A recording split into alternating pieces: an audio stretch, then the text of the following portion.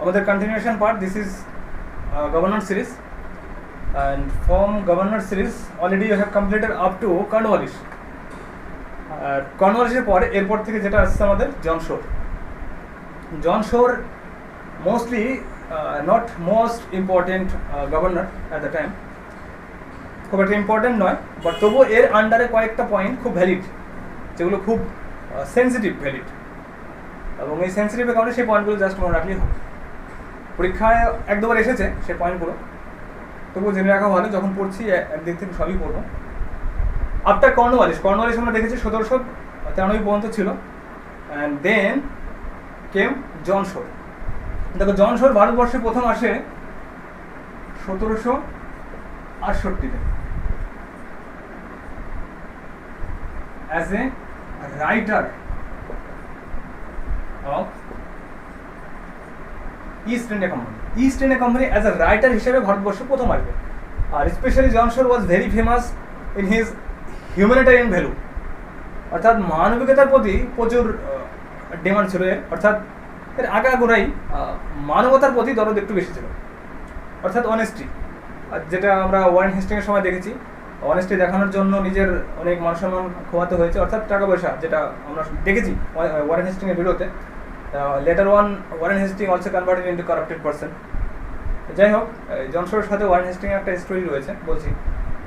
তো ফার্স্টলি 1768-তে ভারতবর্ষে প্রথম আসবে ইস্ট ইন্ডিয়া কোম্পানির সাথে as a writer of East India company, অর্থাৎ ইস্ট ইন্ডিয়া কোম্পানি কী কী করবে, কী কী কার্যকর করবে সেগুলো লিখবে, আর সেটাই পার্লামেন্টে গিয়ে পেশ করা হবে। দেন ফার্স্ট টাইম তার বিভিন্ন রাইটিংয়ের মাধ্যমে ইমপ্রেস করবে। ইমপ্রেস করার পর 1770-এ as a assistant of board of revenue, board of রেভিনিউর অ্যাসিস্ট্যান্ট হিসাবে যোগ দিল। বোর্ড অফ রেভিনিউ, আর এই সময় ভারত বেঙ্গলের, অর্থাৎ বেঙ্গলের board of revenue main head office কোথায়? মুর্শিদাবাদ।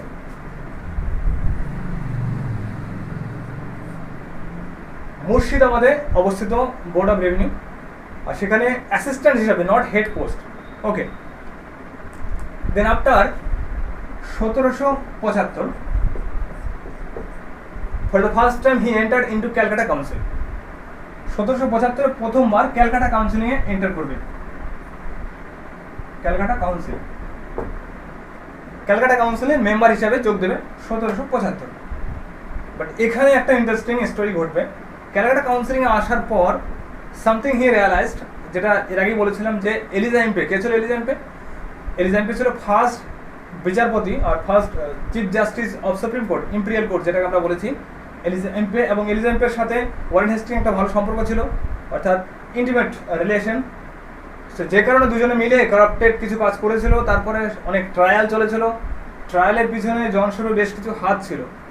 এখানে একটা ফ্যাক্ট, সে যেহেতু রাইটার ইস্ট ইন্ডিয়া কোম্পানির ছিল এবং তখনও রাইটার কাজ করতো, একটা ফ্যাক্ট লিখবে against Elijah Impey and Warren Hastings.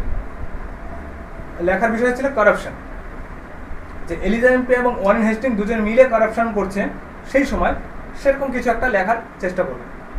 আর যেহেতু ক্যালকাটা কাউন্সিলিং থেকে নির্বাচিত করা হয়েছিল ওয়ারেন হেস্টিংকে, বাট এগেন ক্যালকাটা কাউন্সিল চলতো ওয়ারেন হেস্টিংয়ের জন্য, বাট ওয়ারেন হেস্টিংয়ের স্বাভাবিক ভালো লাগবে না, তো ক্যালকাটা কাউন্সিলিংয়ে একে তখন আর ভালোভাবে নেবে না, স্পেশালি জন শোরকে। কিছুদিন সেটাকে স্টপ করে দেওয়া হবে। বাট এই ঘটনাটা যখন তিনি ওয়ারেন হেস্টিং এলিজা এমপির বিরুদ্ধে লিখবে, তারপর এর কিছু সমালোচনা হবে এবং কিছু অ্যাপ্রিসিয়েশনও হবে, অর্থাৎ কিছু পার্লামেন্টে এর সাপোর্টে অনেকে খারাপ হবে।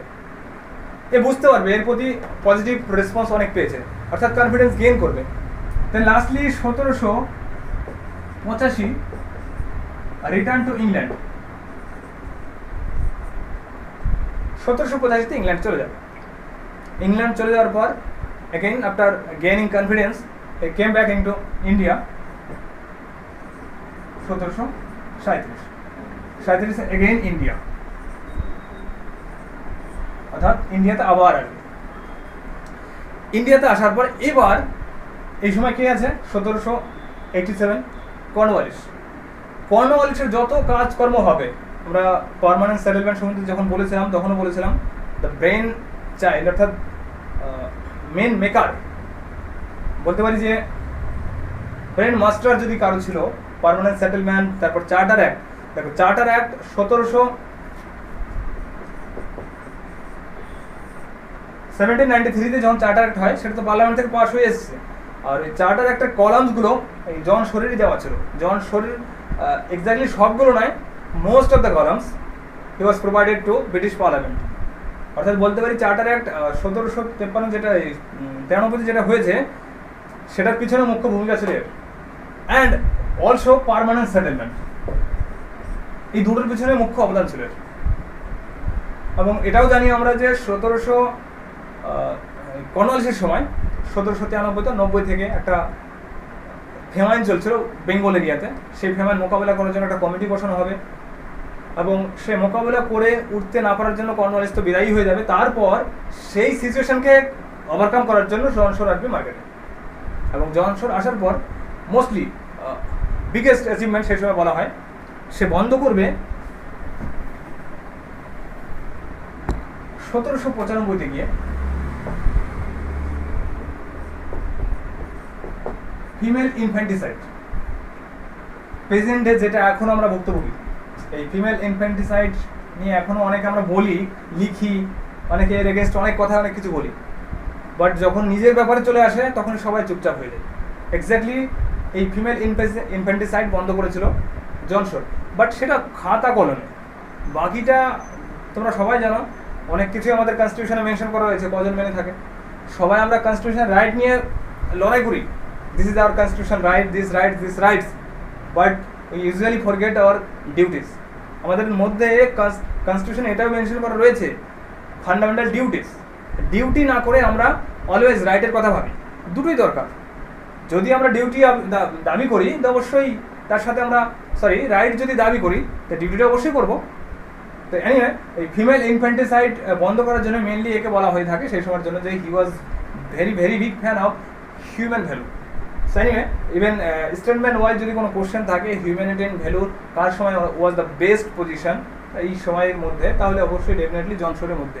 কার্যকালী খুব কম থাকলেও কয়েকটা অ্যাচিভমেন্ট খুব বিগেস্ট ছিল। এছাড়াও এর সময়ে যা ঘটেছিল কয়েকটা ঘটনা, যেমন 1795-তে battle of Kharda. Battle of Kharda মানে প্রেজেন্টে এই কলকাতার পাশে খড়দা, সেই খড়দা নয়, ওকে। এই খড়দা ছিল সাউথ ইন্ডিয়াতে। এই যুদ্ধ হচ্ছিল নিজাম, হায়দ্রাবাদের Nizam of Hyderabad versus Maratha. Details দরকার হবে না, জাস্ট এটা মনে রাখলেই হবে। 1795-তে battle of Kharda was took place. এর সময় মেনলি এই 2-3টে ঘটনাই ইম্পর্টেন্ট, তার বাইরে খুব একটা আসার মতো কিছু নেই। আরেকটা ইন্টারেস্টিং ফ্যাক্ট যেটা ছিল, যে বলেছিলাম তোমাদের যে ওয়ারেন হেস্টিংয়ের ট্রায়াল চলেছিল 1795 পর্যন্ত। Lastly he found that he was not guilty. So সেটা সব জায়গায় হয়ে থাকে হিপোক্রেসি। প্রেজেন্টে রিসেন্টলি কয়েকদিন আগে একজন জেল থেকে ছাড়া পেয়েছে বিকজ অফ দি লকডাউন। তোমরা হয়তো নিউজে শুনে থাকবে খবরে, যাকে লাইফ টাইমের জন্য সাজা দেওয়া হয়েছিল সেই কংগ্রেসের আমলে বহুদিন আগে, 1998-এর সময়, সম্ভবত 98-99। তখন একটা মেয়েকে দিনে দুপুরে সম্ভবত কোনো বারে ডিরেক্টলি শ্যুট করে মারা হয়েছিল। ফেমাস পার্সন ছিল সে ব্যক্তি। তো তাকে মারার জন্য সম্ভবত নাম ছিল জেসিকা। তার উপর একটা মুভি রয়েছে, দেখবে, নো ওয়ান কিল্ড জেসিকা। তো সেই জেসিকাকে যে মার্ডার করেছিল তাকে রিসেন্টলি ছেড়ে দেওয়া হয়েছে। তাকে লাইফ টাইম নয়, 20 বছরের জন্য জেল করেছিল সম্ভবত। 20 বছর সেই সময়ের জন্য যদি ধরো, 98 থেকে শুরু করে এক্স্যাক্টলি 20 বছর হয় না, তার কারণ তাকে জেলে ঢোকানো হয় যখন সাজা দেওয়া হয়। প্রথম দিকে তো ফাউন্ড নট গিলটি করে দেওয়া হয়েছিল সুপ্রিম কোর্ট থেকে, তারপর একমাত্র মিডিয়া সেটাকে কভার করেছিল। সেই সময় মিডিয়া, আমরা বুঝতে পারছো, প্রেজেন্টে সোশ্যাল মিডিয়া ছিল না, সে সময় শুধু খবর পড়েই জানতে হবে, পেপার পড়ে জানতে হবে। সেটা পরবর্তীকালে সম্ভবত 2006-এ তাকে 20 বছর জেল দেওয়া হয়। 2006 থেকে হিসাব করলে ধরা হয় 26, বাট 98 থেকে ধরলে তো ঠিক 20 হয়ে যাচ্ছে। 2000 সাল থেকে ধরলেও 20 হয়, কিন্তু সেটা না ধরে রিসেন্টলি যেটা ডিক্লেয়ার করা হয়েছে লকডাউনের জন্য তাকে ছেড়ে দেওয়া হয়েছে। যে একটাই রিজন বলা হয়েছে, যে জেলে তার ভালো কাজের জন্য তাকে ছেড়ে দেওয়া হচ্ছে। এবং বলা হয় জেসিকার বোন যে সিনেমাটা দেখলেই বুঝতে পারবে যে নাকি পরবর্তীকালে মাপও করে দিয়েছে। সিনেমাটা সম্ভবত বিদ্যা বালন আর রানী মুখার্জি রয়েছে, দেখবে রানী মুখার্জি একজন জার্নালিস্ট হিসেবে কাজ করেছে। বিউটিফুল মুভি, তোমরা পারলে একটু দেখে নিও। তো যাই হোক, এ ছিল মোস্ট ইম্পর্টেন্ট ঘটনা। এরপরে জনসনের পরে একজনরা হবে কয়েকদিনের জন্য মেনলি গভর্নর, এ ক্লার্ক বলে এক ব্যক্তি। মেনলি ক্লার্ক খুব একটা ফেমাস নয়। এ ক্লার্ক এ ছিল যখন ফোর্থ অ্যাংলো মাইসুর ওয়ার হয়, ফোর্থ অ্যাংলো মাইসুর, সেই ফোর্থ অ্যাংলো মাইসুরে লিডিং জেনারেল হিসেবে কাজ করেছিল এবং সেখান থেকে তাকে কয়েকদিনের জন্য অ্যাক্টিং গভর্নর হিসেবে রাখা হয়। তারপরে চলে আসবে লর্ড ওয়েলেসলি।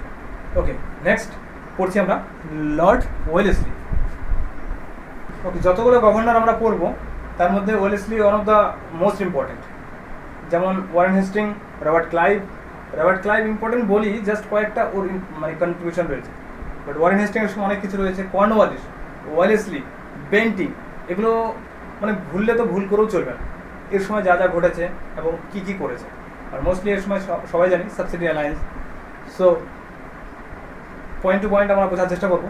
প্রথম, ফার্স্টলি ভারতবর্ষে আসার আগে এর কন্ট্রিবিউশন এক দুটো বলবো। যেমন 1784 ফার্স্ট টাইম ব্রিটিশ পার্লামেন্টে এন্ট্রি করবে, 1784 ফার্স্ট টাইম। অর্থাৎ ব্রিটিশ পার্লামেন্টে এন্ট্রি না হওয়া পর্যন্ত ভারতবর্ষে আসার রাস্তা বন্ধ।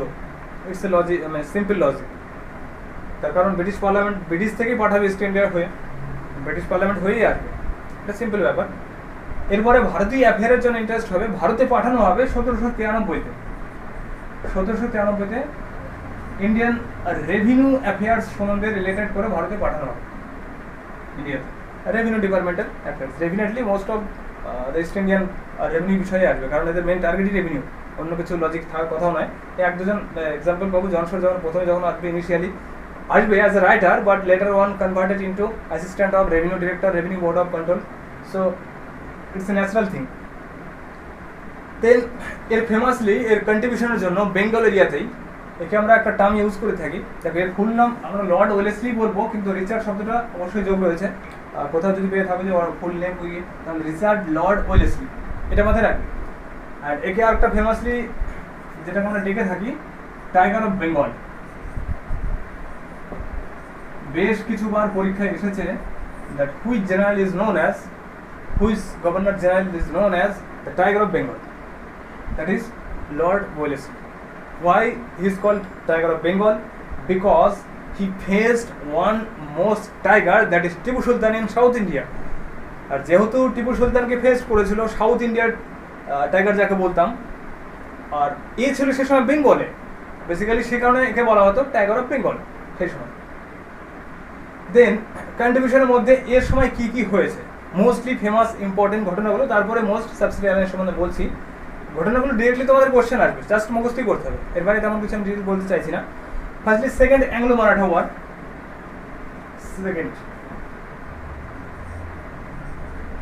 সেকেন্ড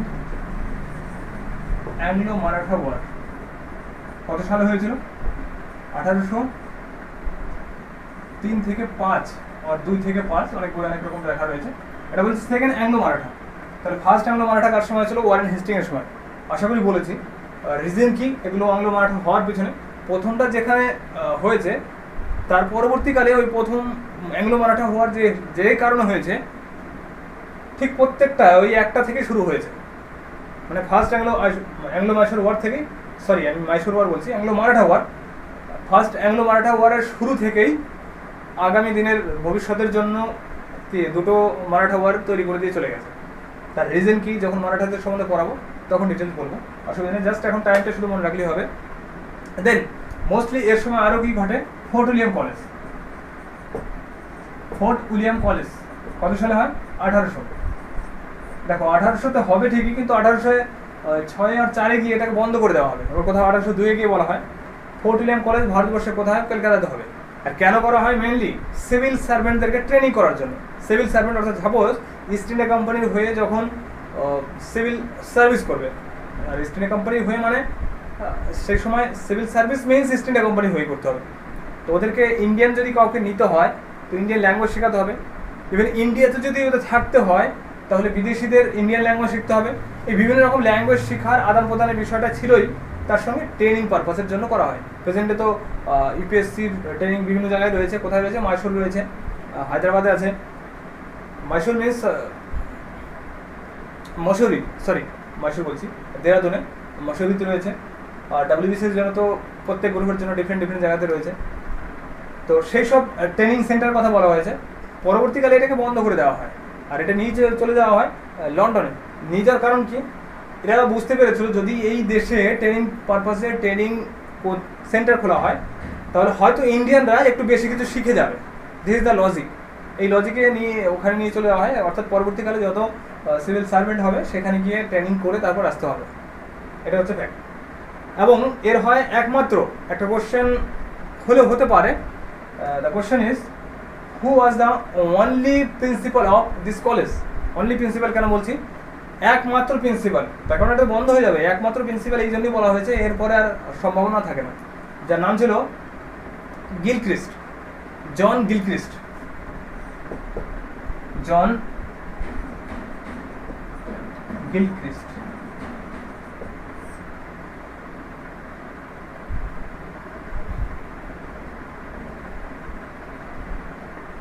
আর এর সময় আরো একটা ঘটনা বলেছিলাম যেটা মোস্ট ইম্পর্টেন্ট, যেটা আমি এটাই তো মিস করছি, ইম্পর্টেন্ট যেটা সেটাই মিস করে দিচ্ছি। That is fourth Anglo Mysore war. Fourth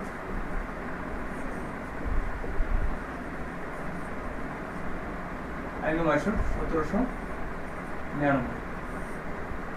fourth Anglo Mysore war, এবং এই যুদ্ধের পরই টুইস্ট চলে আসবে সাউথ ইন্ডিয়াতে।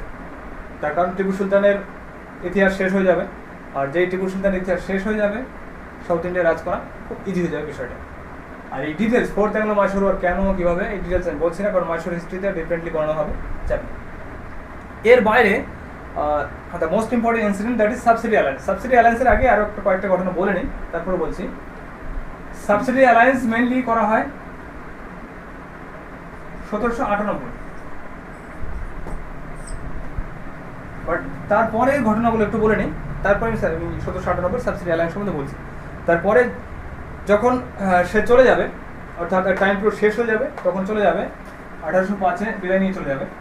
1806-এ গিয়ে এর সম্বন্ধে একটা ট্রায়াল চলবে, এর ওপরে ট্রায়াল। অর্থাৎ ভারতবর্ষের যত গভর্নর থাকবে অলমোস্ট সবার সম্বন্ধেই কিছু না কিছু ট্রায়াল চলবে। মানে অর্থাৎ কারাপশনের জন্য, বুঝতেই পারছো কি হারে কারাপ্টেড হতো প্রত্যেকটা গভর্নর। ফিউ গভর্নর পাবে যারা কারাপ্টেড থাকবে না, most of the governor will be corrupted. বললাম ফার্স্ট কোম্পানি হয়তো আসবে ঠিকই, নিজের পকেট ভরবে ফ্রম ইন্ডিয়ান মানি, দেন যেটা যেভাবে যা করা সম্ভব। তো যাই হোক 1806-এর যে, সরি 6 বলছি, 8-এ হবে।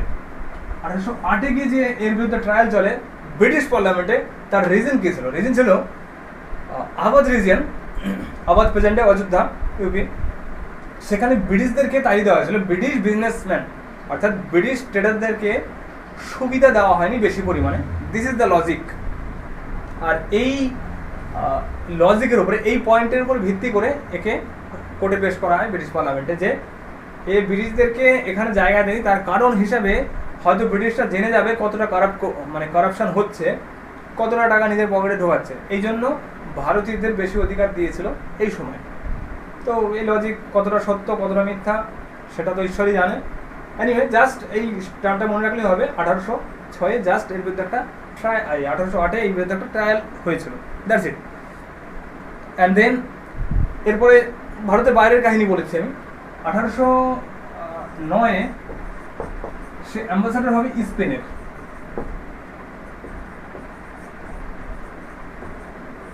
স্পেনের অ্যাম্বাসাডার 1809-কে, এবং লাস্ট জীবন মোস্টলি 1821-এর পর থেকে লাস্ট লাইফ 1833-এ গিয়ে মারা যাবে। 1833 পর্যন্ত স্কটল্যান্ডে কাটাবে। 1821 থেকে লাস্ট লাইফ পর্যন্ত স্কটল্যান্ডে কাটাবে। And then the last topic চলে আসি আমরা, that is subsidy alliance. Obviously মধ্যে মোস্ট ইম্পর্টেন্ট আর মোস্টলি যেটা discussable, that is subsidiary alliance.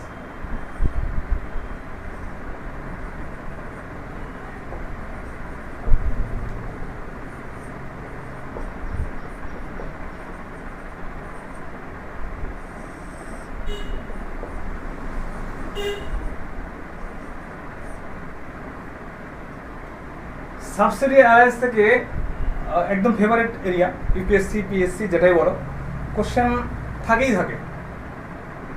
কি কি কোশ্চেন থাকে, কিভাবে থাকে সেটাকে জানো। সাবসিডি অ্যালায়েন্স বাংলায় কি বলে এটাকে? অধীনতামূলক মিত্রতা নীতি, অর্থাৎ কারো অধীনে মিত্রতা, যেটাই হোক, যে যেভাবে বুঝবে। তো অর্থাৎ কোনো একটা অ্যালায়েন্স ট্রিটি করবে যেখানে কিছু সাবসিডি দেওয়ার কথা বলবে। সাবসিডি কোন টাইপের? অর্থাৎ ভারতীয় যত টেরিটরি রয়েছে, ইন্ডিয়ান টেরিটরির রাজাদেরকে বলবে তোমরা আমাদের এই সাবসিডি নিতে পারো, অর্থাৎ টিটি করো, টিটির মাধ্যমে আমরা সাবসিডি দেবো। সাবসিডি কী দেবো? তোমাদেরকে আমরা সেনা দিয়ে দেবো, অর্থাৎ প্রোটেকশন এক্সটার্নাল অ্যান্ড ইন্টারনাল। যদি বাইরে থেকে কেউ অ্যাটাক করে, সাপোজ কোনো এক রাজা আছে এখানে, বাইরে থেকে যদি কেউ অ্যাটাক না করতে পারে তার জন্য প্রোটেকশন যত আর্মি লাগবে ইস্ট ইন্ডিয়া কোম্পানি প্রোভাইড করবে। এবার এই টেরিটরি যেটা আছে ইন্ডিয়ান টেরিটরি, সে কি কারণে একে এই সেনাবাহিনীকে নেবে? অর্থাৎ সে তো অবশ্যই ভাববে যে আমি এর সেনাবাহিনী নেবো, তো সেনাবাহিনী খরচ কে দেবে? তো সেজন্য ইস্ট ইন্ডিয়া কোম্পানি এখানে লজিক রেখে দেবে যাতে এই সন্দেহটা না থাকে। মেনলি সন্দেহ নয়, এটা একটা purpose or of the logic, পরবর্তীকালে সে দেখতে পাবো। তো এই সেনাবাহিনী খরচে রাজাকে উঠাতে হবে, দিস ইজ ওয়ান কন্ডিশন। অর্থাৎ সেনাবাহিনী যা থাকবে, যা আর্মি থাকবে, ফোর্স ডিপার্টমেন্ট থাকবে, তার যত খরচ সেটার ভরণ পোষণ থাকবে টেরিটরি। অর্থাৎ এরকম যতগুলো স্টেটের সঙ্গে সাবসিডি অ্যালায়েন্স করবে সবগুলো ফোর্সের ভরণ পোষণ করবে সেই টেরিটরি। অর্থাৎ ফোর্সের যে খরচ সেটা কমে গেল ওয়েস্ট ইন্ডিয়া কোম্পানি। মানে জাস্ট ব্রেনটা ভাবো কীভাবে ইউজ করতো মানুষদের। তো এই একটা পয়েন্ট ছিল। আর বলেছিল ইন্টারনাল বিষয়ে যদি কোনো প্রবলেম হয় সেটাও সলভ করবে। অর্থাৎ ধীরে ধীরে নিজের ঘরের মধ্যে প্রবেশ করছে আর আমরাকেও সেটা করাতে মানে রাস্তা খুলে দিচ্ছি। তো এর সাথে বলা হলো এই অ্যালায়েন্সের মধ্যে যে বিদেশি কোনো ব্যক্তি যদি তোমার সাথে কোনো ট্রিটি করতে চায়, অর্থাৎ ভারতীয় কোনো রাজার সাথে ট্রিটি করতে চায়, তাহলে সেটা ব্রিটিশকে জানাতে হবে। এটা একটা লজিক ছিল। এবং যদি এর বাইরে বিদেশি কোনো কোম্পানি হোক বিজনেস করতে আসে, তার জন্য অনুমতি কার কাছ থেকে নেবে?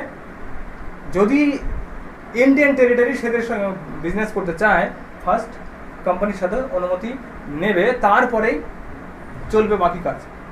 অর্থাৎ সাবসিডি অ্যালায়েন্সের মাধ্যমে এতগুলো ক্লজ রেখে দেওয়া হলো। কে করবে? অবশ্যই অনেকেই আছে, তার জন্য অনেকেই নিজের মানে যখন সার্বভৌমত্ব অর্থাৎ সভারনিটি হারিয়ে ফেলবে অটোমেটিক। তো এখানে দেখবে ফোর্থ অ্যাংলো মাইসুর ওয়ারে একটা কাহিনী। ফোর্থ অ্যাংলো মাইসুর ওয়ারের আগেও টিপু সুলতানকে বলা হবে যে তুমি সাবসিডি অ্যালায়েন্স সাইন করো, বাট টিপু সুলতান তো ওই একটা কথাতে বিশ্বাসী যে 100 দিন ভেড়ার মতো বাঁচার থেকে একদিন বাঘের মতো বাঁচা শ্রেয়। এটা টিপু সুলতানের ফেমাস ডায়লগ ছিল। তো যাই হোক, টিপু সুলতান রাজি হবে না। বাট টিপু সুলতানের মৃত্যুর পর অটোমেটিক মাইসুরও অ্যাকসেপ্ট করবে, বাধ্য হবে অ্যাকসেপ্ট করতে। এটা মৃত্যুর পর থেকে ধরে নেওয়া হয়। তো এই জন্য বলা হয় টিপু সুলতানের ডেথ তাকে বলা হয় যে the death of Tipu Sultan is a honest death but pact is dishonest. এরকম একটা ইউপিএসসি কোশ্চেনও ছিল যে টিপু সুলতানের মৃত্যুটা ছিল honest but later on pact was dishonest. Pact means এই সাবসিডি অ্যালায়েন্সের সাইনের কথাই বলা হয়েছে। পরীক্ষায় হয়তো অনেকে গিয়ে লিখিয়ে এসেছে যে মোস্টলি হয়তো টিপু সুলতানের লাইফ হিস্ট্রি চেয়েছে, টিপু সুলতান কোথায় কোথায় যুদ্ধ করেছে ওই সময়। একদমই না, just to the point answer করার চেষ্টা করবে। এনিওয়ে, তোমাদের ডেসক্রিপটিভ লেখার কোনো প্রবলেম নেই আর দরকারও হবে না যদি কারো হিস্ট্রি অপশনাল না থাকে। তো সাবসিডি অ্যালায়েন্সের মধ্যে আর যে কোশ্চেনগুলো তোমাদের হবে সেটা হচ্ছে এই অ্যালায়েন্স প্রথম কে অ্যাকসেপ্ট করেছিল। ফার্স্ট কোশ্চেন তোমাদের এটাই হবে। তো অ্যাকসেপ্টেন্সের মধ্যে নাম্বার 1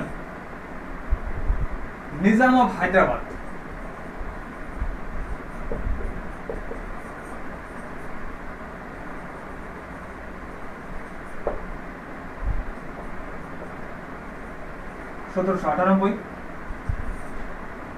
নাম্বার 2 মাইসুর 1799। দেন আওয়াধ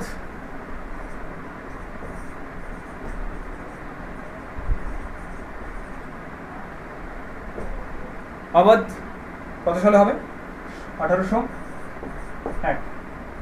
আর এই আওয়াধকে ক্যাপচার করবে পরবর্তীকালে এটা কত সালে ক্যাপচার করবে? 1856 গিয়ে যেখানে আমরা দেখবো 1857 বিদ্রোহের ওয়ান অফ দ্য রিজন, আর সেটাও রিজন কি ছিল? ডিফারেন্ট।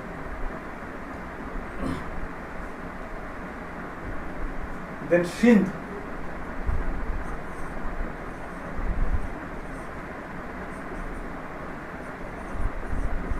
(1803) সাইন করবে। এর বাইরে এই সাবসিডি অ্যালায়েন্স সম্বন্ধে যেটা কোশ্চেন এক দুবার এসেছে এবং WBCS মেন্সের কোশ্চেন লাস্ট ইয়ারই হয়েছে, সেটা হচ্ছে মাইশোর এরিয়াতে মেনলি আধিপত্য ছিল মারাঠাদের সে সময়। মানে যদি মাইশোরদের পরে অর্থাৎ টিপু সুলতানের পরে কেউ ছিল, সে ছিল মারাঠা। এবার মারাঠাদের মধ্যে প্রবলেম ছিল আফটার ফার্স্ট মারাঠা অর্থাৎ ফার্স্ট অ্যাংলো মারাঠা ওয়ার, এদের মধ্যে গৃহযুদ্ধ লাগতে থাকে এবং সেভারেল পার্টে বিভক্ত হয়ে যায়, অর্থাৎ মারাঠাদের কনফেডারেসি অর্থাৎ টোটাল 5টা ভাগে বিভক্ত হয়ে যায়। এই 5টা ভাগ কে কবে জয়েন করে এ নিয়ে অনেকবার কোশ্চেন এসেছে, WBCS মেন্সে লাস্টলি কোশ্চেন ছিল। এবার যখন পেশোয়া পদটা আমরা জানি পুনেতে গিয়ে লাস্টলি ফাইনাল হয়ে যাবে। ফাইনাল মিন্স পেশোয়া পদের মেন হেডকোয়ার্টার পুনেতে গিয়েই থাকবে। পেশোয়া পদ সিন্ধিয়া,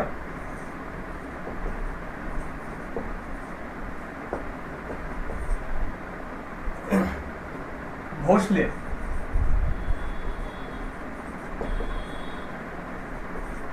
সিন্ধিয়া, ভোসলে, গায়কর,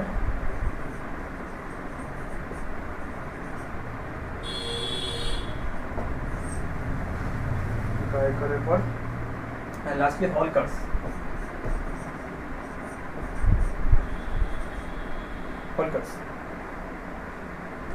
এই 5টা কনফেডারেসির কথা বলছি আমি পেশওয়াদের মধ্যে, আই মিন মারাঠাদের মধ্যে।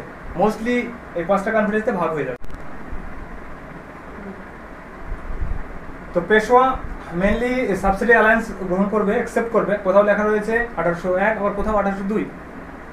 এক্স্যাক্ট যদি থাকে তাহলে যে কোনো একটাই থাকবে, দুটো একসাথে থাকবে না। দেন সিন্ধিয়া মেনলি 1803, আবার কোথাও 1804 লেখা রয়েছে। দেন ভোসলে 1803, আবার কোথাও 6 লেখা রয়েছে। Gaikwad 1805 exactly, and হোলকার্স 1818। ইনিশিয়ালি এই নিচের 3জন আর মেনলি 2জন জয়েন করতে রাজি হয়নি, অর্থাৎ সাবসিডিয়ারি অ্যালায়েন্স সাইন করতে কোনো মতে রাজি ছিল না। আর সেই রাজি না থাকার জন্যই প্রথম থেকে প্রচুর পরিমাণে প্রবলেম হবে, স্পেশালি ব্রিটিশদের। সবগুলোকে তো অবশ্যই লাগবে, মারাঠা মিন্স মারাঠার প্রত্যেকটা কনফেডারেসি রাখবে। তো এই রাজি না থাকার এখান থেকে কোশ্চেন হয় যে which confederation Maratha initially they not support এর সাবসিডি অ্যালায়েন্সেস। এটাই এবার হয়তো কোশ্চেনটা ছিল এরকম টাইপেরই। তো মেনলি গায়কর, হোলকার্স এই 2জন তো একদমই সাপোর্ট করতে চায়নি, বাধ্য হয়েছে লাস্টের দিকে সাপোর্ট করেছে। ওকে, তো এই ছিল ওভারঅল আমাদের লর্ড ওয়েলেসলি সম্বন্ধে ডিটেলস। এর বাইরে আর খুব একটা বেশি প্রয়োজন হবে না, দ্যাটস ইট। অ্যান্ড এরপরে আসছে আমাদের লর্ড ওয়েলেসলি পর ছোট্ট একটা একদম small topic, that is George Barlow. George Barlow যেখানে রয়েছে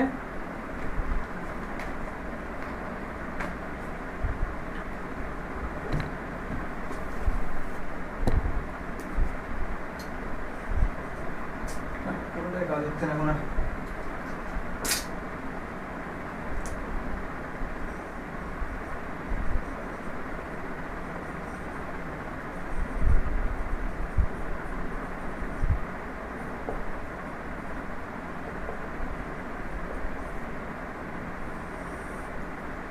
জর্জ বার্লো এর সময় জাস্ট দুটো মোস্ট ইম্পর্টেন্ট ঘটনা ঘটে, আর সেটাই শুধু আসবে পরীক্ষায় ঘুরে ফিরে, বাকি খুব একটা ইম্পর্টেন্ট নয়।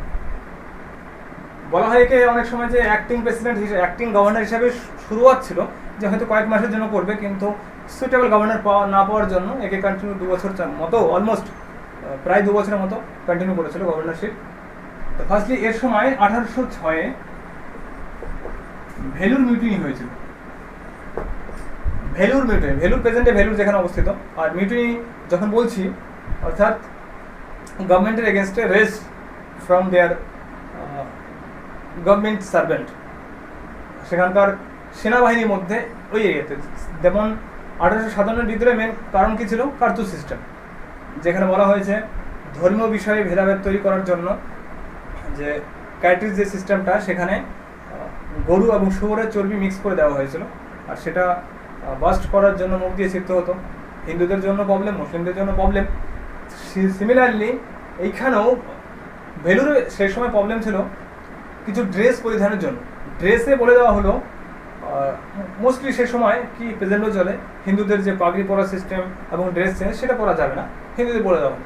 ইভেন মুসলিমদেরও বলে দেওয়া হলো যে স্টাইলের সেই সময় যে পোশাক পরিধান করছে সেগুলো পরা যাবে না। ইভেন নতুন একটা সিস্টেম চালু করে হ্যাট সিস্টেম, হ্যাট মিনস টুপি, অর্থাৎ ব্রিটিশদের টুপি পরতে হবে। এই নিয়ে প্রথম শুরু হলো, বাট ফার্স্টলি দুজন পার্সন এখানে অপোজ করেছিল এবং অপোজ করার জন্য তাদেরকে মৃত্যুর স্বীকার করতে হয়েছে এবং বাকিরা অটোমেটিক স্যারেন্ডার করেছে কিছু লোক। তো জাস্ট একদিন কি দুদিনের মতো চলেছিল এই যুদ্ধ, সেটাকে খুব একটা বেশি প্রাধান্য দেওয়া হয় না যে কারণে, বাট একদিনে গভর্নমেন্ট অনেকটা কেঁপে গিয়েছিল। দ্যাট ইজ ভেলুর মিউটিনি এর সময় হয়েছিল। অ্যান্ড ভেলুর মিউটিনি না, আর দুটো ভালো ঘটনা ঘটেছে যে এ পলিসি মেনটেন করতে চেয়েছিল নন ইন্টারভেনশন পলিসি। যদি মানে পলিসি অফ নন ইন্টারভেনশন কে নেওয়ার চেষ্টা করেছিল? নন ইন্টারভেনশন, নন ইন্টারভেনশন অর্থাৎ আর কোনো বিষয়ে ইন্টারফেয়ার করবো না। রাজনৈতিক বিষয়ে ভারতীয় কোনো রাজার পক্ষে রাজার বিরুদ্ধে কোনো রকম ইন্টারফেয়ার করবে না, কিংবা জোর করে কোনো জায়গা ক্যাপচার করবো না, সেই বিষয়ে বলা হয়েছিল নন ইন্টারভেনশন। আরেকটা কথা আমি একটু মিস করলাম, দ্যাট ইজ সাবসিডি অ্যালায়েন্স বলতে গিয়ে একটু লিখে দেবে। দেখো, যদি বলা হয় সাবসিডি অ্যালায়েন্সকে ভারতবর্ষে চালু করেছিল, that's no doubt Lord Wellesley. But যদি বলা হয় subsidy alliance concept was given by for the first time, কনসেপ্টটা দিয়েছিল Lord Dupleix, that's French governor. সে ছিল 1740-এর আশেপাশে ভারতবর্ষে, and he was the first person the subsidy alliance concept was given. Just একটু মাথায় রাখবে, কনসেপ্টটা দিয়েছিল লর্ড ডুপ্লেক্স, বাট ইন্ট্রোডিউস কে করেছে? Lord Wellesley. ওকে, যাই হোক, দেন নন ইন্টারভেনশন পলিসির কথা যদি বলা হয় তাহলে হবে জর্জ বার্লোর সময়। অ্যান্ড এছাড়াও he abolished slave trade, slave trade করা বন্ধ করেছিল। সে তো কর্নওয়ালিসও করেছিল, বাট তাদের কাজ কিছু হবে না, বাস এবারটা ট্রাই করেছিল। এই দুটো ইম্পর্টেন্ট ঘটনা, বাকি আর কিছু দরকার নেই। এরপরে চলে আসি আমরা most important, that is Lord Minto one.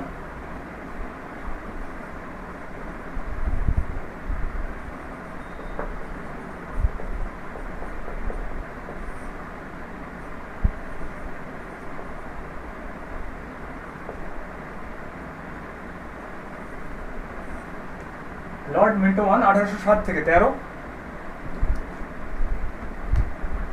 এর সময় কি কি ঘটনা ঘটেছে জাস্ট ঘটনাগুলো জানার চেষ্টা করব, আর যেটা বোঝানোর সেটা অবশ্যই বলে দেবো। যেমন firstly treaty of Amritsar, treaty of Amritsar.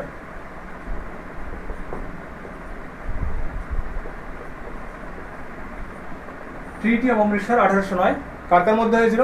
Ranjit Singh and British, definitely East India কোম্পানির তরফ থেকে ছিল চার্লস ম্যাটকাপ। কেন, কিভাবে, কি হয়েছিল ডিটেলস বলছেন, জাস্ট রিয়ালি মনে হয় ট্রিটি অফ অমৃতসর 1809 সাইন করা হয়েছিল, এবং এই চিঠির মাধ্যমে রঞ্জিত সিং এর সঙ্গে একটা টেরিটরি নির্ধারণ করে দেওয়া হয় যে কে কোন জায়গাটা পাবে। এক্সাক্ট ডিটেলস যাবো তো বলছি না, এটা আমি রঞ্জিত সিং এর সময় গিয়ে ডিটেলস বলবো। দেন চলে আসি এর সময়, অর্থাৎ লর্ড মিন্টোর সময় একটা বইয়ের কথা বলা হয়, খুব একটা ইম্পর্টেন্ট নয়, তবুও ইতিহাস মালা বলে একটা বই,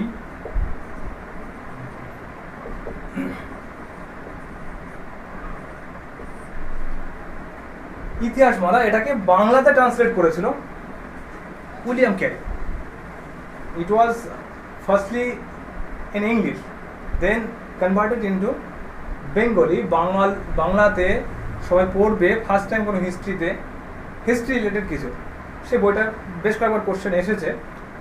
ইতিহাস মালা was written by, that is William carry.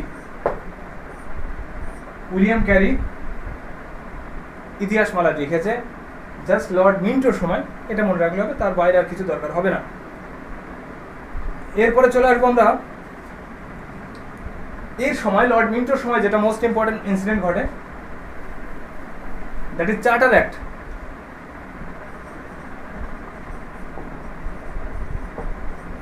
Charter act 1813। এই চার্টার অ্যাক্টের সম্বন্ধেও তেমন কিছু বলা নেই, বাট এখানে দুটো পয়েন্টই শুধু মনে রাখতে হবে। Firstly, according to this charter act, ₹1,00,000 should be expended for education purpose. এডুকেশনের জন্য 1,00,000 টাকা করে খরচ করা হবে প্রতি বছরই। এই চার্টার অ্যাক্টের মাধ্যমে প্রথম বলা হলো। কেন? Purpose was for the development of education similarly. আর এডুকেশন মানে সেটাও favour of British East India company. ভারতীয়দেরকে ইংলিশ হোক যেটাই হোক শিক্ষিত করে নেওয়া হবে ইস্ট ইন্ডিয়া কোম্পানিতে এন্ট্রি করার জন্য। আর যখনই ইস্ট ইন্ডিয়া কোম্পানিতে এন্ট্রি হবে, অর্থাৎ ভারতীয়দেরকে শাসন করতে সুবিধা হবে তখন। এটা ফার্স্ট লজিক ছিল। এছাড়াও শিক্ষাটা ইস্ট ইন্ডিয়া কোম্পানির জন্য দরকার ছিল। ভারতীয় কালচারকেও যেমন ওদের জানার প্রয়োজন ছিল, আর ওদেরও কালচারটাকে ভারতকে প্রবেশ করার প্রয়োজন ছিল যদি সার্ভ করতে হয় ভারতীয়দের। That is the logic. তো 1,00,000 টাকা করে খরচ করার কথা বলা হলো সেই সময়, বাট এটাও শুধু খাতা কলমে। বাস্তবে এটাও হয়নি, তার কারণ সব টাকা পকেটে ঢোকানো হতো। 1,00,000 টাকা সেই সময়, এই সময় তুমি কয়েকশো কোটির সঙ্গে তুলনা করতে পারো। সেই সময় 1,00,000 টাকা মিনস। আর এছাড়া আরেকটা পয়েন্ট হয়, যেটা বললাম ₹1,00,000 for education and monopoly.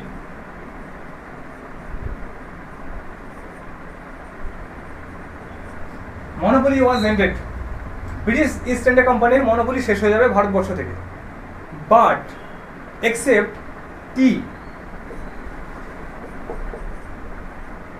And trade with China. অর্থাৎ টি এবং চায়নাতে ট্রেড করবে, এইটার জন্য monopoly east India company continue থাকবে। এই দুটো বিষয়, টি ভারতবর্ষে এবং চায়নাতে সব ধরনের। ভারতবর্ষের টির মনোপলি এখনো পর্যন্ত ব্রিটিশদেরই রয়েছে।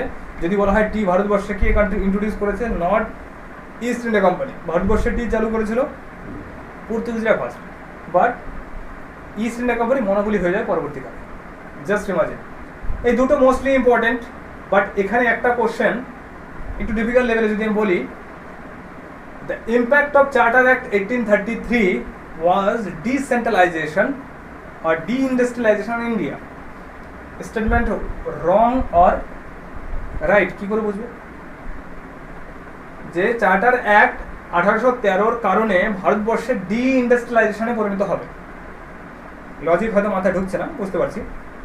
দেখো, মনোপলি শেষ হয়ে যাচ্ছে। মনোপলি মানে একচেটিয়া, অর্থাৎ ইস্ট ইন্ডিয়া কোম্পানি হাতেই শুধু বিজনেস করার অধিকার রয়েছে কোনো একটা পার্টিকুলার বিষয়। যখন মনোপলি উঠিয়ে দেওয়া হলো, অর্থাৎ এরপর থেকে বিদেশি কোম্পানি ভারতবর্ষে অ্যাভেলেবেল আসতে পারবে। বিদেশি মিনস ব্রিটিশ থেকেই আসবে, এমন নয় যে অন্যান্য দেশ থেকে, সেটা ফ্যাক্ট আলাদা। তো অন্যান্য ওই ব্রিটিশ থেকে যখন বিভিন্ন কোম্পানি আসবে একই প্রোডাক্ট নিয়ে, অর্থাৎ সেখানে কম্পিটিশন ওদের বেড়ে যাবে। ওদের বেড়ে যাওয়া মানে কি, ভারতীয় প্রোডাক্ট তখন কম দামে বিক্রি হবে, ভারতীয় ইন্ডাস্ট্রি লসে রান করবে। আর যখন ভারতীয় ইন্ডাস্ট্রি লসে রান করবে, ইন্ডাস্ট্রি বন্ধ হয়ে যাবে ডেফিনেটলি। আর ইন্ডাস্ট্রি যখন বন্ধ হবে, ইন্ডাস্ট্রি লোক কোথায় যাবে? এগ্রিকালচার পরিণত হয়ে যাবে, এগ্রিকালচার চলে যাবে সব লোকজন। আগে এগ্রিকালচার 5 জন কাজ করতে, এখন 10 জন গিয়ে পরিণত হবে। অর্থাৎ ইন্ডাস্ট্রি ডিইন্ডাস্ট্রিয়ালাইজেশনে পরিণত হবে। তার কারণ এটাই যে মনোপলি বন্ধ করে দেওয়ার জন্য বিভিন্ন কোম্পানি বিদেশ থেকে আসবে ভারতবর্ষে। আর বিদেশ থেকে যখন বেশিরভাগ কোম্পানি আসবে, তখন তো কম দামে প্রোডাক্টটা প্রোভাইড করবে। আর যখনই কম দামে প্রোভাইড করবে, অর্থাৎ ভারতীয় প্রোডাক্টকে কিনবে। এর থেকে তো কমে পাচ্ছে, যেটা প্রেজেন্টে এখন হচ্ছে। যেমন ভারতীয় কোনো ভালো মোবাইল কোম্পানি নেই। যত ভালো মোবাইল কোম্পানি কম দামে ভালো ফিচার্স পাচ্ছে না কোথা থেকে? চায়না থেকে। আমরা চায়নার আন্দোলন করছি যে চাইনিজ প্রোডাক্ট ইউজ করবো না, বাট পসিবল কি? একসাথে টাইম লাগবে, অ্যাডপ্ট করতে হবে। তবে একই ফিচার যদি কোনো কোম্পানি দিয়ে থাকে আরও চিপ রেটে, তো তুমি তো চায়নার কাছেই যাবে, স্বাভাবিক ব্যাপার না? একটা মোবাইল হয়তো স্যামসাং দিচ্ছে, হয়তো ইন্ডিয়ান প্রোডাক্ট কিছুটা হলেও, ফুললি তবুও স্যামসাং পুরোটাও ইন্ডিয়াতে হচ্ছে তা নয়, কিছু কিছু জিনিস বাইরে থেকেও কিনে আনতে হয়। যেটাই হোক, স্যামসাং ভারতবর্ষ হলেও একটা 10,000 টাকা যে মোবাইল দেবে, সেম ফিচার যদি তোমাদের 5,000 টাকা পেয়ে যাও, তাহলে তুমি তো সেদিকে যাবেই। আর সবার পক্ষে তো সম্ভব নয়। হ্যাঁ, সেটা শুরু করতে হবে হাই লেভেল থেকে। অর্থাৎ হাই লেভেল থেকে যদি শুরু হয় ধীরে ধীরে, তবে সম্ভব। আমাদের পক্ষে তো ইনিশিয়ালি সম্ভব নয়, বাট যতটা সম্ভব যেটা আমাদের কাছে হাতের কাছে রয়েছে সেগুলো ডিরেক্ট করে দেওয়া যেতেই পারে। তো যাই হোক, সেই কারণে মনোপলি এন্ডেডের কারণে বিদেশ থেকে যখন বিভিন্ন কোম্পানি ভারতবর্ষে আসতো, আসার জন্য ভারতীয় প্রোডাক্টগুলো ধীরে ধীরে কম বিক্রি হতো। আর কম বিক্রি হওয়ার জন্য ভারতীয় ইন্ডাস্ট্রিও ডেভেলপমেন্ট আর হচ্ছে না। আর ইন্ডাস্ট্রি ডেভেলপমেন্ট হচ্ছে না মানে ডি ইন্ডাস্ট্রিয়ালাইজেশনে পরিণত হচ্ছে। অর্থাৎ ইম্প্যাক্ট যদি বলা হয়, এটা ইউপিএসসি কোশ্চেনই আমি তোমাদের বললাম, impact was D industrialisation in India. Okay, that is the end of this Lord Minto 1। আর তেমন কিছু দরকার নেই। এরপর চলে আসবো আমরা লর্ড হেস্টিং। আজকের শেষ টপিক হবে Lord Hasting. And then Lord Hastings. Lord Hastings it's a huge time period, almost 10 years, 10 বছর থাকবে। আর অনেকগুলো ঘটনা এর মধ্যে পাবো আমরা, ধীরে ধীরে আমরা দেখার চেষ্টা করবো। লর্ড হেস্টিংয়ের একটা দুটো পয়েন্ট জানি প্রথমে। এও যেমন কর্নওয়ালিস যেমন ছিল আমেরিকান ওয়ারের সাথে যুক্ত, এও ছিল 1775-76। He was also connected with American war of independence. American war of independence 1775-76-এ আমেরিকান ওয়ার অফ ইন্ডিপেন্ডেন্স যখন চলছে, তখনও সে অর্থাৎ লর্ড হেস্টিং নিযুক্ত ছিল সেখানে। খুব হায়ার অথরিটি, ইম্পর্টেন্ট পোস্টে নয়, জাস্ট অ্যাজ এ জেনারেল, অর্থাৎ সাব জেনারেলও হতে পারে, জাস্ট যুক্ত ছিল, দ্যাটস ইট, এটুকু মনে রাখলেই হবে। তবে আজকে যেমন আমরা বলছি লর্ড হেস্টিংস, এই হেস্টিং নামটা নিয়েছে পরে, Hasting is a title, surname বলতে পারে। সার নেমটা নেওয়া হয়েছে 1789। 1789 সার নেমটা নিয়েছিল Hastings.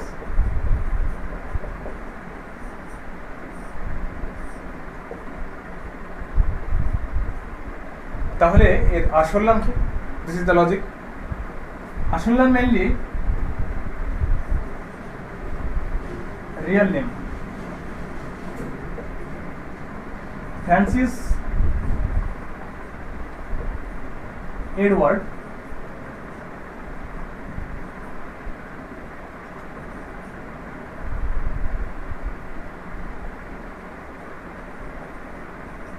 Rawdon. Francis Edward Rawdon was the real name of Lord Hastings. Okay. এবার চলে আসবো এর সময় কি কি ঘটনা ঘটেছে যেগুলো তোমাদের পরীক্ষায় মেইনলি আসবে। Recent debatable topic Anglo Nepal war. First, Anglo Nepalese Anglo Nepalese war. কখনো কখনো এই নেপাল ওয়ারটাকে গোর্খা ওয়ারও বলে থাকে, ঠিক আছে, এখানে আমার কনফিউশন আর কিছু নেই। টাইম পিরিয়ড ছিল কত? 1814 থেকে 16।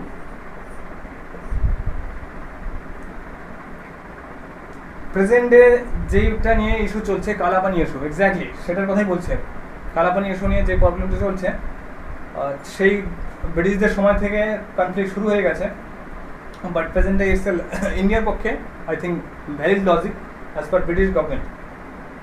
তো অ্যাংলো নেপাল ওয়ার কেন ঘটেছিল? কেন মিনস হচ্ছে লর্ড হেস্টিং যখন ভারতবর্ষে আসে তখন দেখলো যে অলমোস্ট সব রাজাই ভারতবর্ষের অধীনে রয়েছে, শুধু কয়েকটা এরিয়া ইনভেন্সিবল হিসাবে থেকে গেছে, যেমন নেপাল পার্টটা।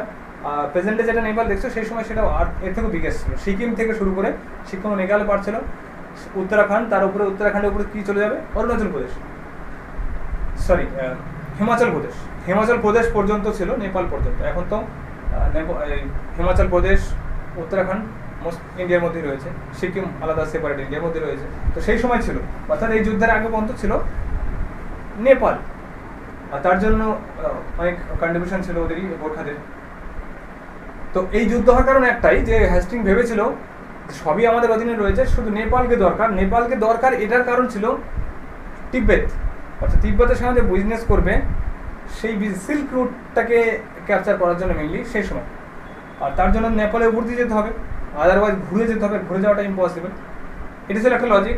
এছাড়াও আরও কয়েকটা রাজ্য ছিল, পাঞ্জাব, তারপর রাজপুত, এই কয়েকটা পার্টও ব্রিটিশদের অধীনে ছিল না। তো সেটাও ক্যাপচার করার জন্য পরবর্তীকালে বিভিন্ন রকম ট্রাই করা হবে, কিছুটা জিতবে, কিছুটা হারবে, that's it. So Anglo Nepal war এই কারণে হয়েছিল। এবং এই ব্রিটিশ যুদ্ধের ফলাফল কীরকম হয় দেখো, নেপালিজের তরফ থেকে ছিল অমর সিং থাপা অর্থাৎ general Amar Singh,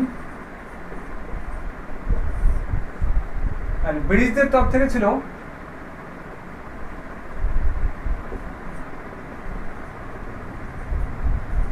David octa lonely, David octa lonely and Gillespie.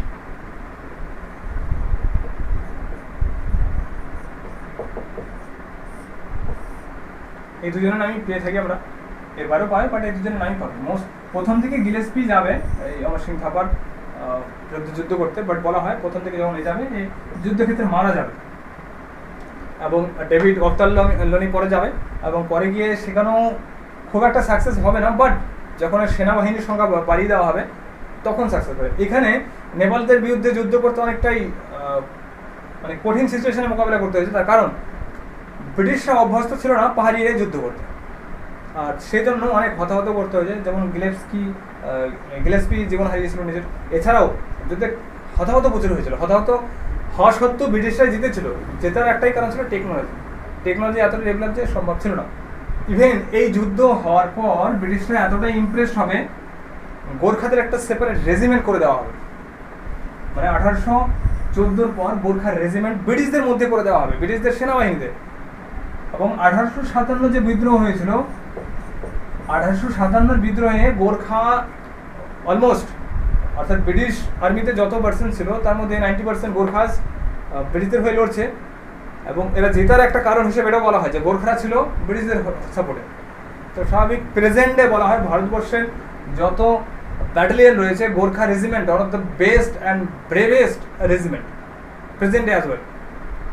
গোর্খাদের জন্য ইভেন হরিয়ানাতে রয়েছে, পাঞ্জাব রয়েছে, বাট সেকেন্ড পজিশনে সম্ভবত পাঞ্জাব রয়েছে। পাঞ্জাব রেজিমেন্ট আমাদের সেকেন্ড ব্রেভেস্ট রেজিমেন্ট হিসেবে ধরা হয়। সেভারাল কন্ট্রিবিউশন রয়েছে এদের, অর্থাৎ এরপর থেকে মানে এই যুদ্ধের পর থেকে এটা করে। এবং এই যুদ্ধের ফলাফল স্বরূপ লাস্টলি ট্রিটি অফ সগলি হয়, ট্রিটি অফ সগলি।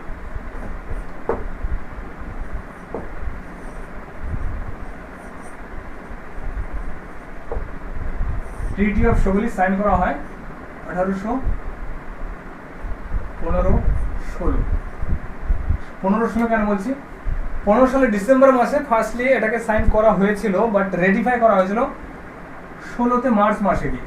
ঠিক আছে, আমি একবারে 15 করে দিলাম, এক্সাক্ট ডেট কখন আসবে না তোমাদের সাথে। তো ট্রিটি অফ সগলি মেনলি নেপালদের সঙ্গে ব্রিটিশদের ট্রিটি হয়েছিল, এবং এই ট্রিটির মাধ্যমে ব্রিটিশদের কি কি পেলো আর ব্রিটিশরা মানে নেপালরা কি কি হারালো।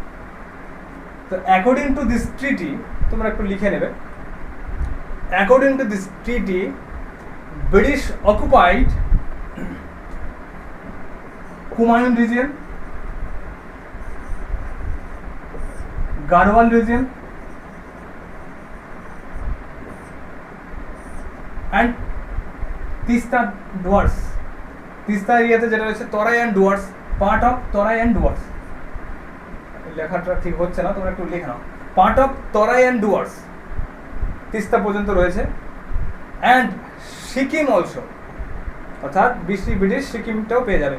অর্থাৎ সিকিম থেকে নেপালিদের ছেড়ে চলে যেতে হবে নেপালে, তারপর থেকে সিকিম সেপারেটলি থাকবে। সে ভারতবর্ষে এন্ট্রি হওয়ার পিছনে সিকিমের বহুত প্রবলেম ছিল, অনেক পরে গিয়ে সিকিমে ইন্ডিয়াতে এন্ট্রি হয়েছে। That is the end of this Anglo Nepalese war. এটা হয়েছিল লর্ড হেস্টিংয়ের সময়। এরপরে অ্যাংলো মারাঠা ওয়ার, অর্থাৎ third Anglo Maratha war, third Anglo Maratha war. Third Anglo Maratha war time period 1817-18। Third Anglo Maratha কেন হয়েছিল সবাই হয়তো ডিটেলস কিছুটা হলেও জানো। টোটাল 3টে যুদ্ধ হয়েছে মারাঠাদের সাথে, মারাঠাদের হিস্ট্রি পরে থেকে ডিটেলস বলবো। তার রিজন একটাই, মারাঠা তাদের গেইন ক্যাপচার করতে চেয়েছিল, এগেইন তার রেপুটেশন, আর সেটা তো সম্ভব নয়। বাজিরাও 2 এই সময় ছিল, অর্থাৎ বাজিরাও 1 যতটা ইনভেন্সিবল ছিল ঠিক এক্স্যাক্টলি অপোজিট এখানে। যতটা ইনভেন্সিবল ততটাই মানে ওয়ার্থলেস পেশোয়া বলতে পারো। পেশোয়াদের মধ্যে সবচাইতে উইকেস্ট কিং আর সবচেয়ে অপদার্থ কিং ছিল বাজিরাও 2 ওই সময়। আর বাজিরাও 2 চেষ্টা করেছিল, that was the last try for the gaining of the reputation, but was fade. And after that totally pensioner king হিসাবে পরিণত হয়ে যাবে। এবং পেনশনার কি এই মারাঠা, এই রাজার পরেই একটা কাহিনী আসবে, মারাঠা কিং পেশোয়া বাজিরাও 2 নানা সাহেবকে অ্যাডপ্ট করে নেওয়া হবে এবং নানা সাহেব সে কানপুর থেকে যুদ্ধ করবে একটা সাধনার ভিতরে, সেই কাহিনীও পাবো। তো দ্যাট ইজ ডিফারেন্ট টপিক। যাই হোক, থার্ড অ্যাংলো মারাঠা ওয়ার এর সময় হয়েছিল, এই ডিটেলস আমি আপাতত বলছি না। এছাড়াও আর কি হয়েছে, Pindari war took place.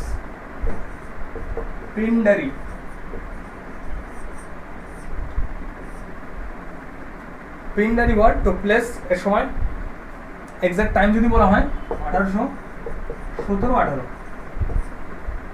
What is Pindari?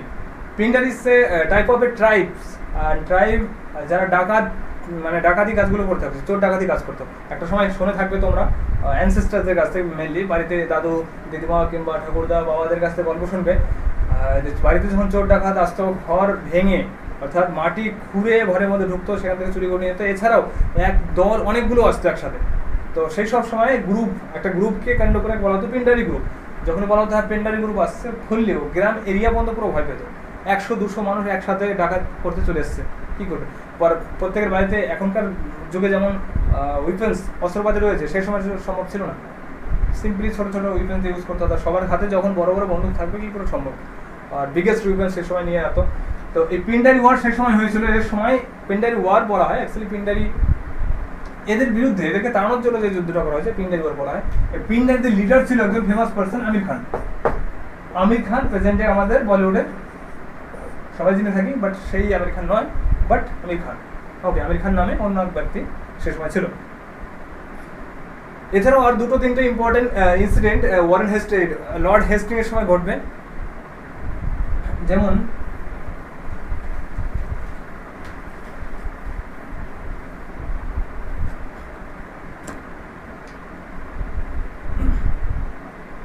Tenancy act, Bengal tenancy act, Bengal tenancy act 1822। Bengal tenancy act passed 1822-এ। টেনেন্সি ভাড়াটের উপরে যে অ্যাক্টগুলো রয়েছে ভারতবর্ষে আমাদের, তো বেঙ্গল প্রত্যেক স্টেটের জন্য সেপারেট টেনেন্সি অ্যাক্ট রয়েছে। এবং এই 1822-এর টেনেন্সি অ্যাক্ট 1885-তে গিয়ে এটাকে মডিফাই করা হয়। পরীক্ষায় WC মেন্সের কোশ্চেন ছিল যে টেনেন্সি অ্যাক্টের ইয়ারটা কত, দ্যাট ইজ 1885 অপশনে ছিল সেই জায়গায়। সো 1885। এছাড়াও most important another incident, that is এরি আমলে লর্ড হেস্টিং এর সময় রয়তওয়ারি সেটেলমেন্ট সাউথ ইন্ডিয়ায় শুরু হবে 1820-তে। 1820-তে রয়তওয়ারি সেটেলমেন্ট, অ্যান্ড 1822-এ মহেলবাড়ি সেটেলমেন্ট নর্থ ইন্ডিয়াতে, পার্টিকুলার কিছু এরিয়াতে। এবং মহেলবাড়ি সেটেলমেন্ট কার সময় ফুল ইন্টার নর্থ ইন্ডিয়াতে হবে, সেটা হবে বেন্টিংয়ের সময় গিয়ে। সেটা আমরা ডিটেলসে বেন্টিংয়ের সময় গিয়ে বলবো, আপাতত বলছি জাস্ট মনে রাখো যে লর্ড হেস্টিংয়ের সময় রয়তওয়ারি সেটেলমেন্ট সাউথ ইন্ডিয়ায় চালু হবে, অ্যান্ড মহেলবাড়ি সেটেলমেন্ট নর্থ ইন্ডিয়ায় চালু হবে। অ্যান্ড লাস্ট পয়েন্ট এর আন্ডারে, দ্যাট ইজ 1823। 1823 এর সময় বেঙ্গল এবং আসামে টি ইন্ট্রোডাকশন করা হয়। টি ইন্ট্রোডাকশন বেঙ্গল এরিয়াতে। আর এ টি ইন্ট্রোডাকশন কে করেছিল? Andrew Carton. স্পেলিংটা হবে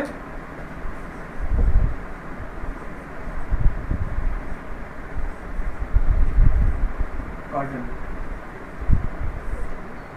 অ্যান্ড্রিউ কার্টন 1823-এ বেঙ্গল এবং আসামে টি ইন্ট্রোডিউস করেছিল। তো এই ছিল আমাদের আজকের লর্ড হেস্টিং পর্যন্ত। এরপরের টপিকে দেখা যাবে কতটা করতে পারি। সবাইকে একটা কথা বারবার করে বলবো, যা যা ডাউট রয়েছে, যা কিছু রয়েছে, আমি পরের ভিডিওতে ডাউট ক্লিয়ার করে তারপরে তোমাদের জন্য ভিডিও করবো। আর যত তাড়াতাড়ি পারো দেখে নিয়ে লিখে নিয়ে যা ডাউট থাকবে সেটা আমাকে বলার চেষ্টা করো। আর ভালো লাগছে সবাই দেখছো, অ্যাটলিস্ট তোমাদের কিছু কোয়ারিজ, কিছু কোশ্চেন দেখে বুঝতে পারছি অনেকেই সিরিয়াসলি ভিডিওগুলো দেখছো এবং দেখছো না, শুধু লিখছো এবং পড়ছো হয়তো। That's good things. আর এটাকে ঠিকঠাক ইউজ করো টাইমগুলোকে, যেভাবে পাচ্ছ টাইমটা। আর এই টাইমগুলো আশা করি যে যতটা ভালোভাবে ইউজ করতে পারবে তার জন্য ততটাই gain. So hopefully will meet with another video. Thank you, good lakh.